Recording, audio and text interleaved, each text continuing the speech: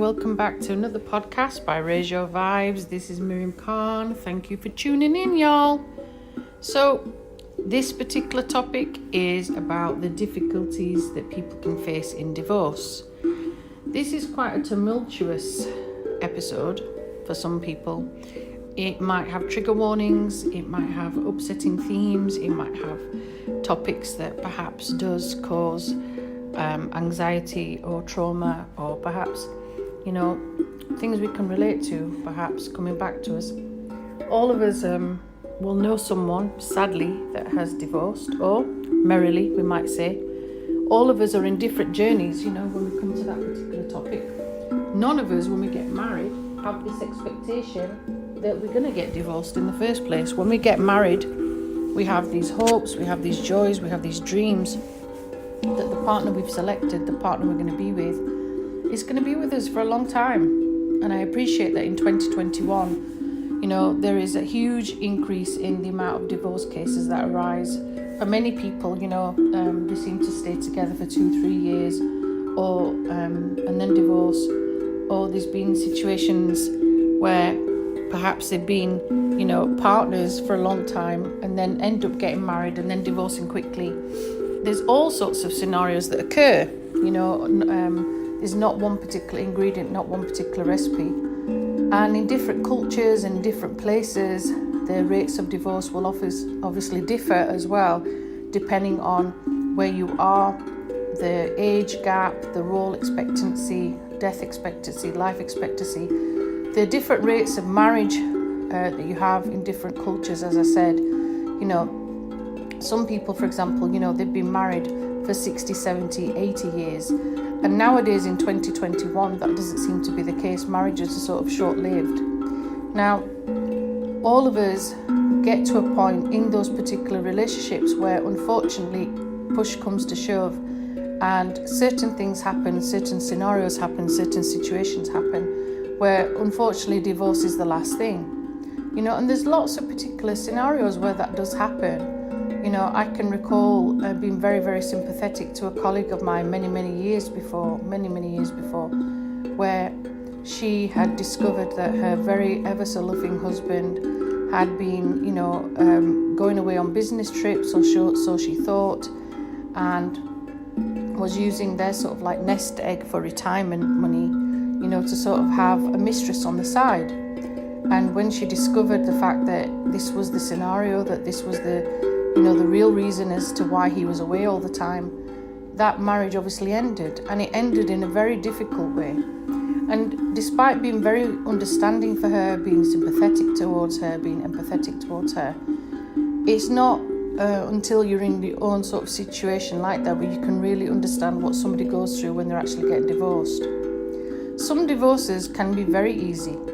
Two people can platonically, as they've got married, decide platonically that they're going to get divorced, and things are going to be split through the middle. Things are going to be solved easily. They're on mutual terms. They're like friends.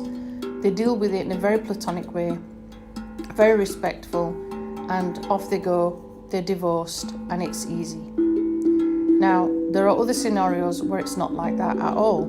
You have some situations where there is a power dynamic and a complex between one individual and the other, and you are divorcing for a variety of reasons. It could be that somebody's had an affair, somebody's lied, somebody's cheated, somebody has betrayed your trust, somebody is not a good parent, somebody is abusive, somebody is toxic, somebody is a narcissist. Maybe there is severe abuse in that relationship, mental, physical, emotional, spiritual. Maybe it's financial abuse. Perhaps, you both want different things. There are thousands of reasons why people divorce. But when it gets to a situation where one person is trying their hardest to be free and the other individual basically is like a leech and sucking them dry and not letting them go, that's when things get very, very difficult. And what makes it hard in a divorce is that the families on both sides of the people involved, sometimes will take sides, and sometimes will dominate, and sometimes will make it very, very difficult for you to leave, especially in this day and age. And majority of the time, it seems to be, in my experience, you might differ from my opinion, But from the people that I've counselled, it seems to be that the female is the one that suffers the most. You know, I've yet to come across a male on the other counterpart. I do appreciate it happens, okay? But from what I've encountered in my years of counselling, it seems to be the other way around. And the individual has their self-esteem taken away, their confidence taken away, their whole ability to be able to cope by themselves. And, you know, some family members will throw that back in your face as a reminder of why you should not divorce and why you should not separate and why you should go back to that individual even though they're toxic and they're not right for you. A lot of the time, you know, we know that individual isn't right for us. They're not making us happy anymore. We're not at peace with them anymore. If anything, we feel very, very suffocated by them. We feel very, very alienated because they have taken away our liberties, taken away our freedom, taken away the air that we breathe, taken away our whole essence of being, you know, by staying in that sort of toxic relationship. And we don't see it, like I said, until we step away, until we move back. And it's very difficult to move away from somebody like that or something like that as well. It's not easy to do, okay? A lot of these scenarios have situations where, you know, as a female, and as I said, I'm speaking from a female point of view, more often than not, we're the ones that are financially reliant on the other individual. And nowadays in 2021, there is more equality, of course there is. There are a lot more people that are working for themselves. But majority of the time, the main breadwinner tends to be, stereotypically, the male. And when it comes to divorce situations, you know, there are scenarios where the other person feels obliged to remind you of your contractual rights. And depending on where you are, depending on which country, some of those rights aren't always followed through. You know, money isn't provided for child support, for example, or clothing, or a roof over your head, or whatever the welfare situation is. And in other scenarios, you'll have it the other way around, where it's actually the female that's the main breadwinner, and it's the female that is the one that's working quite hard and diligently in supporting the male. You know, these are cases that are coming up more and more, but are sort of less spoken of, okay? And in those dynamics, you find that in a divorce case, it's the male that also speaks up and basically wants his, thick slice of bread, as we call it, and wants it toasted on both sides and wants everything given to him and handed on a plate, because there's this expectancy that you will continue to keep providing the life that they've been accustomed to whilst you've been working your butt off, you know, to be frank. Either way, when it comes to those scenarios, it's very, very difficult to let go. It's very difficult to let go and file for divorce in the first place. It's very difficult to maneuver your way through this and separate on amicable terms. One partner will make it very, very difficult for the other, and sometimes it's a case that both partners are making it difficult, as are family members. There is no easy solution, if I'm honest with you, in regards to these situations. Sometimes you have to just walk through that path, and you have to just persevere through that path and take one day at a time. What I will say is it becomes very, very, very hectic. It becomes very unmanageable. It becomes very toxic too, when quite a lot of other people, other factors are involved, you know. And people do take ownership, people do take control, and people do cause havoc and cause scenes, cause mishap, where they feel like they have to intervene on your behalf. And a divorce can leave you very, very unstable. It can leave you in pieces. And you might not be able to cope with the everyday things that are going on. Some people I know struggle daily just to even look after themselves, let alone the children that they might have, you know. And some people are very quick to say, oh, well, it's very lucky that you didn't have children when you're divorcing. It doesn't make it any easier. Of course, it makes it a lot more complex when children are involved. And you have to do the right thing by, you know, giving rights to see the children. You have to make sure that they're fed, make sure that they're clothed, make sure that the other person is providing that allowance or support. So often in cases they're not, you know, and sometimes you're forced back to go back and live with that individual who's made your life a living hell, you know.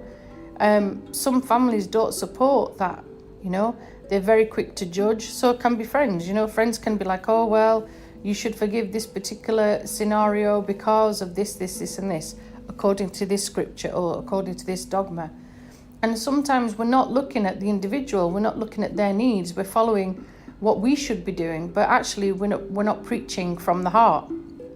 We're preaching from what we think they should be doing, and it's coming from our ego, and it's coming from control. We're not thinking of the person's happiness. We're not thinking about what is right for them, because leaving a marriage is the most difficult thing you can do. Extremely difficult thing you can do. It's not an easy decision to make, to end something that you thought was going to be a long-term situation, and it was started with love, and unfortunately it doesn't end like that. Okay, it can end with betrayal, it can end with tears, it can end with, injustice. These are just some of the short topics that might crop up. And then in other scenarios, as you're trying to leave that marriage, more toxicity comes around. The individual makes it very, very difficult for you to leave. They are not only controlling the people around you, they're controlling the people that are maybe working for you, like your lawyers. They will try and control people's perception of how you are or how you're not as a parent or as a wife or as a husband. And they will try to give you a bad name. This shows a lot about the other person's understanding of control and ego and toxicity as well. They're not willing to let you go. Now, sometimes that control can be so suffocating, to the point where you've perhaps tried all channels to be peaceful, to be reflective, to be someone that is positive, and you are saying all the right things, doing the right thing, but the other individual is so toxic, they just cannot let you go. This comes down to power, this comes down to control, this comes down to ego. It comes down to the other person's narcissistic tendencies as well. It comes down to greed, ego. I've probably said ego, but it does come down to all those negative aspects. These are not positive attributes. These are negative attributes. And it's unfortunate, isn't it, that in that scenario where we first started out with love, we end with this negativity instead. So much so that you get to a point where the other individual just cannot stand to be near you. Okay? They can't stand to be in the same room as you. They can't stand to be talking to you. They can't stand being or having anything to do with you whatsoever.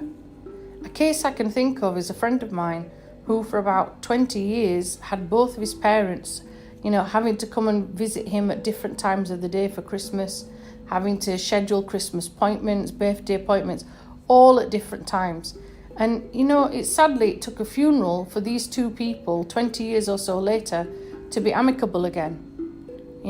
Sometimes people can hold on to these grudges when they go through divorce for a long time, and they don't speak, they don't talk to each other, they hold on to that anger, of why this person let me down, this person did this to me, this person, and again, it's that control, isn't it? It's that control, and it's the fear, and it's resentment, and it's the toxicity. And what you haven't done in all that time is move forward, because you're still looking over your past, you're still looking at the back, and you're not allowing your children to live in harmony either, because the family that I mentioned had to, work their way around these two individuals who obviously, had not resolved their issues. And then 20 or so years later, at a funeral, they become best chums again, All of that time could have been avoided. All of that pain and that hurt and that trauma could have been avoided by simply talking it out and talking in a calm way in the first place and burying the ego. And I know that is not an easy thing to do, because it's not. It's not.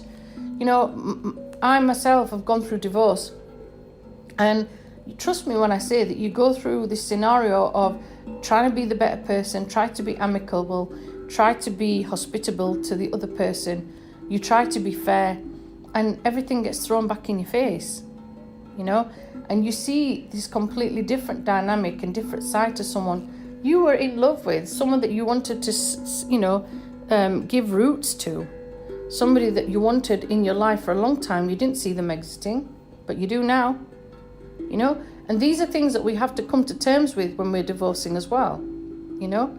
We see, as I keep saying many, many times, the good, the bad, and the ugly. You do see that through someone that you're divorcing.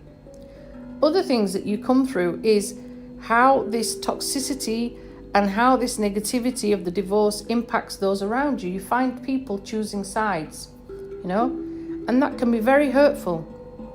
You lose friends, you lose family, because people take sides with each other. And it's almost like being back at school. You sort of like look at yourself and think, hold on a minute, like, are we back at school here? Obviously we are, because we're treating it as if we're in a school game scenario, almost like, okay, which side do you want to be on for the football team?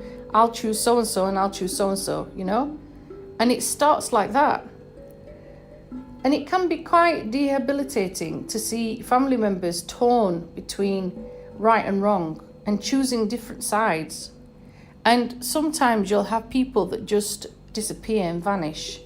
And you'll have friends that just basically say, don't want to get involved in this. I'll see you on the other side when the divorce is over. Because they don't want to be involved. They can see that you're going to be upset. You're going to see that you're going to be in heartache. And there are times during divorce where it can be very, very, very difficult. You're banging your head against a brick wall. You're trying to get your lawyers to do something that you want to do. And there are times when the court doesn't approve, or the judges don't approve, or they don't want to seek justice, or they don't want to hear your voice. It's extremely frustrating. Extremely frustrating. And more so when you're in different countries, different cultures, different rules are perhaps applicable other than the ones in your own country.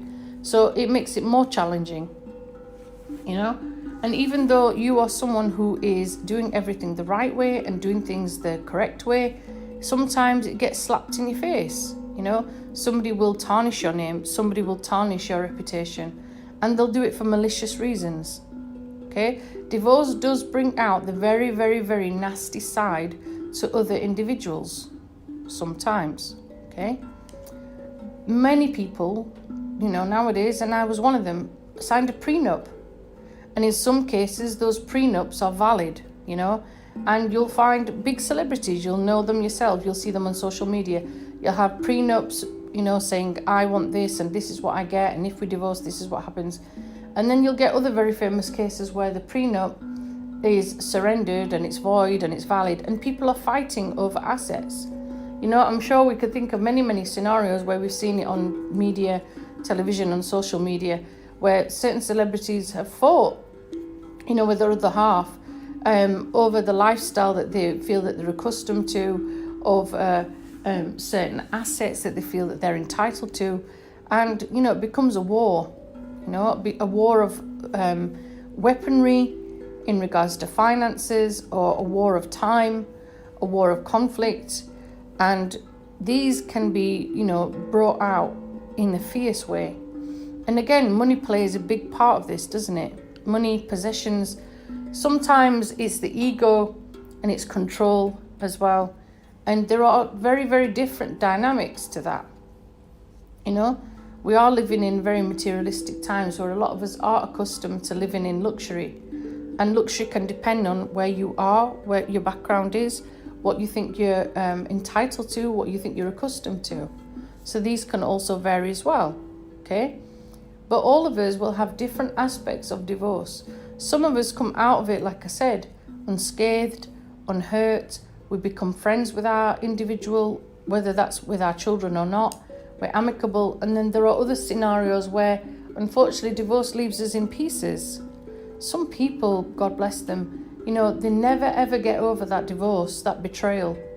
They never move forward. They're still living in the past,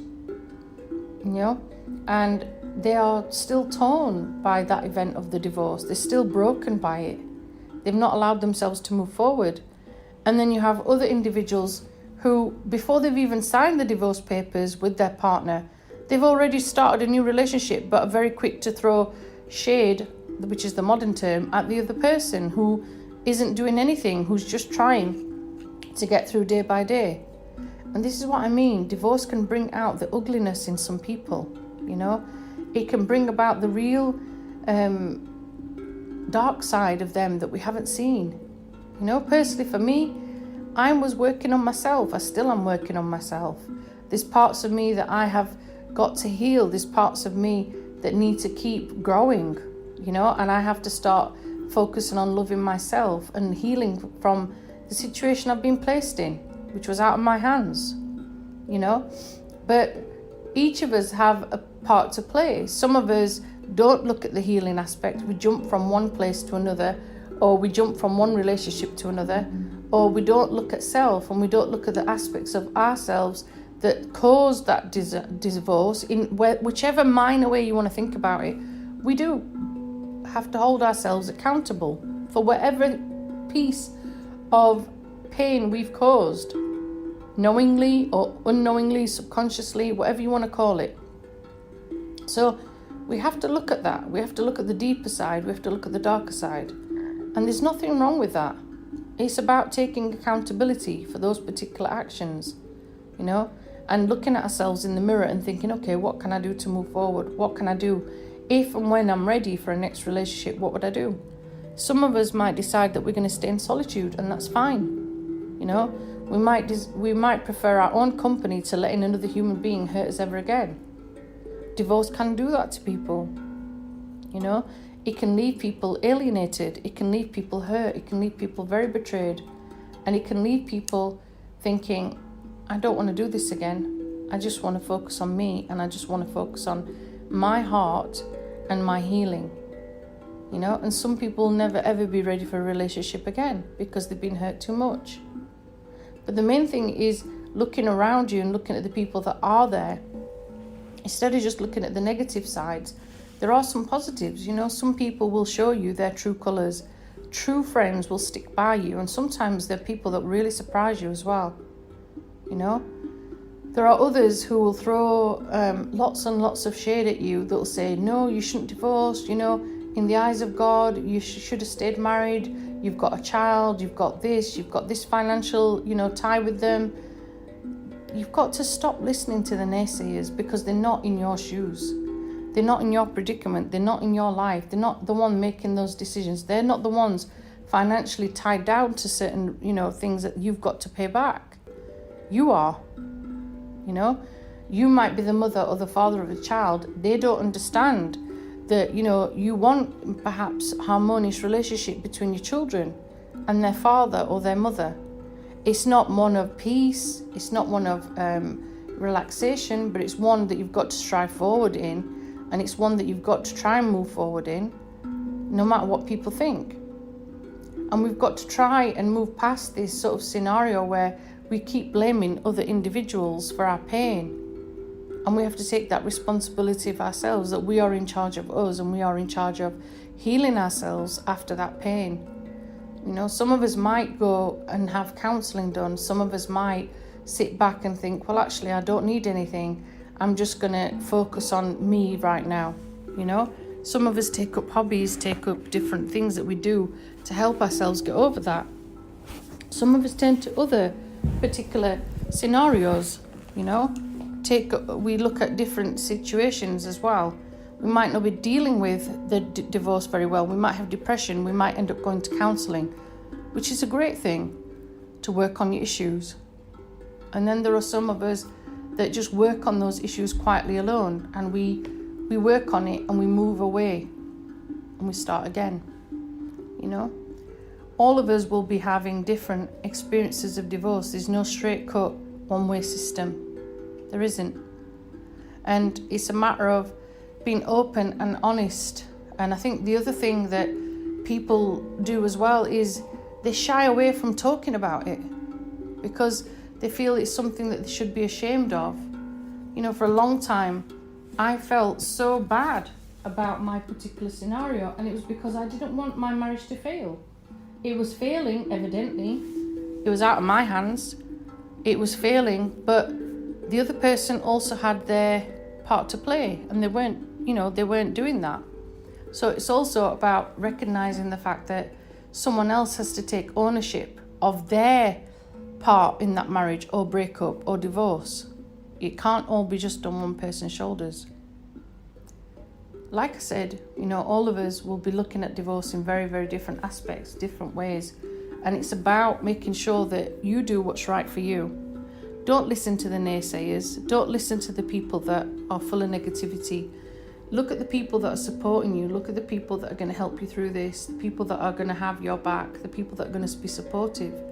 Because some people will make this a plain, easy sail, and there are some that will make it very, very difficult.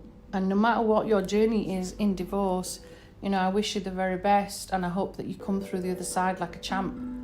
But, rise above, keep your head held high, keep your wits about you, choose your friends wisely, have people that are kind and caring, and have people that will have your back, because that's not always something that you can do or something that you can rely on. So just take it easy with that one. And, as you're going through divorce, bear in mind that, you will get through it. No matter the situation, no matter the difficulty, no matter the mountains that seem to be ahead of you as you're trying to get your freedom or trying to see your children or whatever the scenario is, trying to get your property back, you will get through the other side. You will. And it's just a matter of time and patience. Wherever you are on your divorce journey, I wish you the best. I'm sure I'm going to be doing another podcast on this topic at another time. But that's all for now. I thank you for tuning in, and I wish you all the best on your healing journeys coming out of divorce. God bless. Blessings. Take care. Thanks for listening.